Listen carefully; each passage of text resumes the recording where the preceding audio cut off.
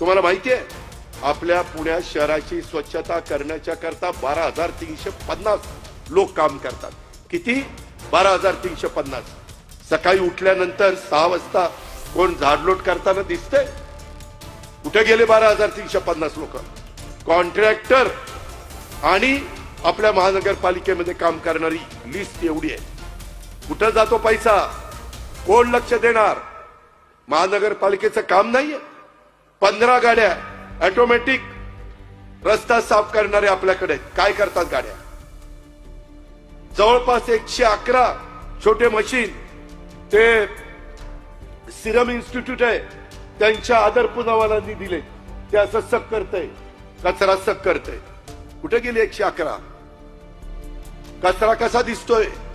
वेगवेगळ्या भागामध्ये कुठं कचरा दिसतोय? का कचरा उचलला जात नाही? इथं बसणारा सगळा समाज टॅक्स भरतो.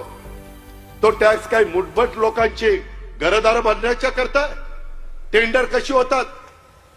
ठराविक लोकांना टेंडर कशी मिळतात? ठराविकच कॉन्ट्रॅक्टर कसे तिथं बसतात? त्याला कोण जाब विचारणार आहे? मित्रांनो, 25 वर्ष पिंपरी चिंचवडमध्ये ह्या सगळ्या गोष्टी मी बारकाईने केल्यात. आज तुम्ही जाऊन बघा, सकाळी 6 वाजता माझी बारामती साफसफाई तिथे होते. 8 वाजता सगळं शहर चकाचक दिसतं. तसं का पुण्यामध्ये होऊ शकत नाही? राजकीय इच्छाशक्ती कमी पडतीये. इथलं पुण्याचं नेतृत्व कमी पडतंय.